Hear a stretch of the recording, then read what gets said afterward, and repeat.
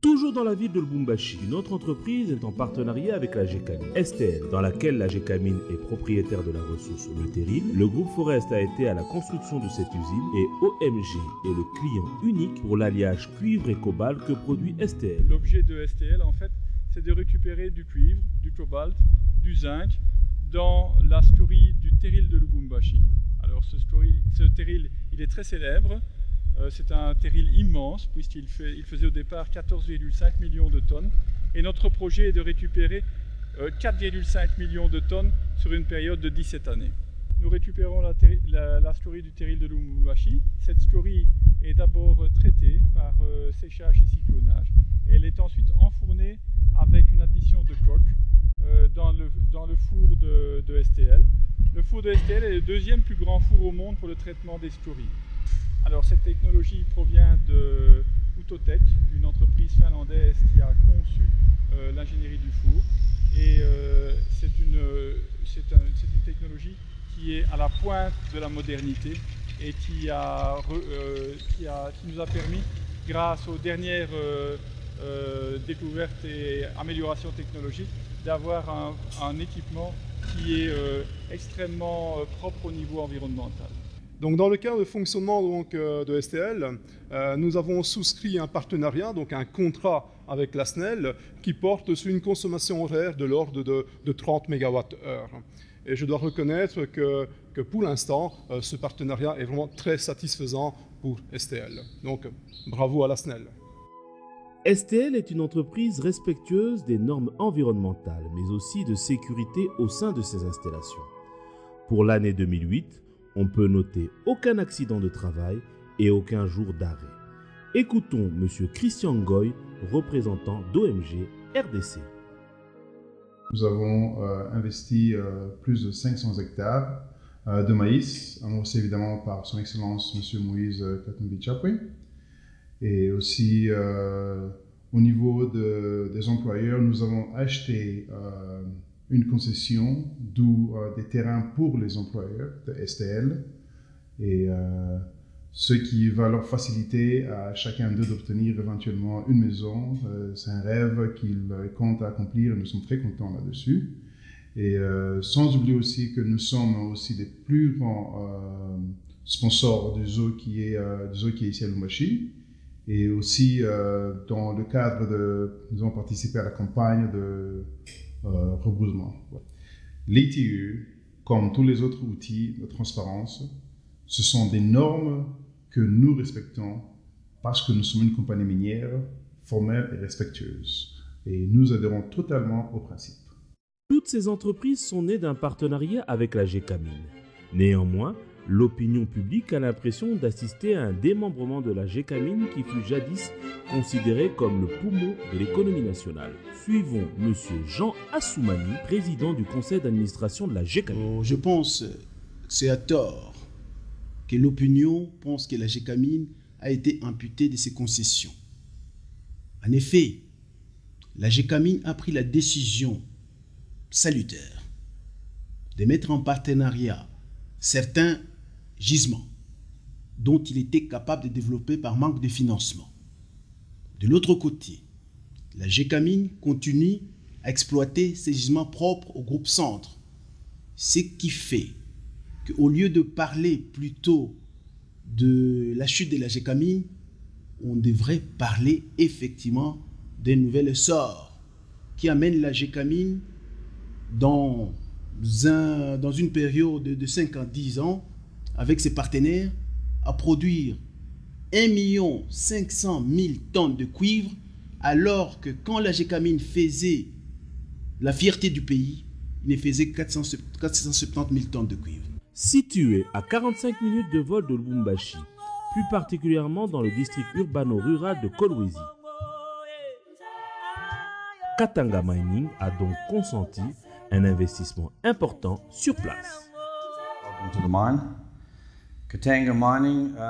Soyez les bienvenus chez Katanga Mining, qui est une société minière produisant du cuivre et du cobalt. Et donc, nous commençons les opérations au niveau de la mine que nous passons par la concentration des minerais jusqu'à produire du métal, cuivre et cobalt. At this point in time, we're mining one open pit and one underground mine. Les deux opérations de Katanga Mining au Congo en partenariat avec la GECAMINE sont en train de fusionner. Il s'agit d'un côté des DCP et de l'autre côté de KCC qui sont en train de fusionner pour former une seule opération que nous l'appellera KCC dans l'avenir. La fusion avait été déjà décidée depuis novembre 2007 suite à la fusion justement des maisons mères qui étaient Nicanor et Katanga Mining. Et Nicanor avait été absorbé dans Katanga Mining, ce qui fait que pour profiter des synergies qu'offraient les deux opérations, notamment DCP et KCC, nous avons décidé de fusionner les deux opérations aussi. Cela en fait nous ramène un peu à comment la GECAMINE travaillait dans le temps quand elle exploitait Kolwezi, en ayant Kamoto comme mine souterraine mais qui produit des oxydes, et Cove, plutôt des sulfures, et Cove qui sera la mine à ciel ouvert qui va produire des oxydes. Malgré cette crise, la crise est là, elle est conjoncturelle. Nous pensons et nous espérons comme tout le monde qu'elle va passer rapidement. Et donc nous n'arrêtons pas nos investissements. Et il faut continuer à investir.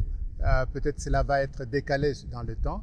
On pouvait pousser l'investissement très rapidement pour atteindre notre objectif de production qui était de 250 000 à 300 000 tonnes par an. Maintenant, cela va être étalé un peu plus dans le temps à cause de la crise qui frappe, parce que, comme vous le savez, les prix des métaux sont à la baisse, le cobalt a beaucoup baissé. Nous avons beaucoup investi dans le social et cela, c'était pour bénéficier la population locale de Kolwezi aussi, qui puisse bénéficier de l'investissement que nous consentions ici à Kolwezi. Nous avons beaucoup investi dans la scolarité, nous avons beaucoup investi à l'hôpital de Mwanguejil, qui est l'hôpital de référence ici à Kolwezi. Nous avons investi dans le sport, dans les fermes pour la communauté locale. Et donc ça, c'est continuel. Il y a certains projets, par exemple la récupération aussi de certains creuseurs pour pouvoir les mettre dans la vie formelle. Nous l'avons fait aussi. Et c'est continu, cela va continuer sur toute la durée de la vie des opérations. Dans la phase 2, Katanga Mining investit dans un grillage de concentré de sulfure. Il s'agit d'une usine avec une technologie plus avancée afin de réduire l'émission de gaz nocifs. Cette phase coûte plusieurs centaines de millions de dollars. Je peux comprendre aisément certains partenaires et l'opinion publique qui a connu la GECAMINE, qui sait la GECAMINE a participé pour environ 70% du budget de l'État, et qu'aujourd'hui, effectivement, il participe dans la moindre mesure pour un montant qui n'est pas significatif. Mais dans le fait, en dehors des tonnages, vous savez très bien qu'en ce qui concerne la fiscalité, l'État congolais doit percevoir, en principe, 30 à 45% des taxes sur les résultats d'exploitation. En termes de gains, c'est très important. Au niveau de la GECAMINE, non seulement ce partenariat nous ont permis d'avoir des retombées financières importantes, mais ils nous ont amené aussi ce qu'on appelle la nouvelle technologie. De ce fait, en ce qui concerne les retombées financières, je peux vous citer par exemple le cas des Padports, qui en fait finalement ce sont des fonds perdus qu'on met à la disposition de la GECAMINE tout simplement pour la conclusion de marché. Nous avons les royalties qui sont calculées sur les recettes des chiffres d'affaires, quels que soient les bénéfices que réalise l'entreprise. Sur ce point, la GECAMINE a pu utiliser ces retombées pour pouvoir relancer ses activités propres.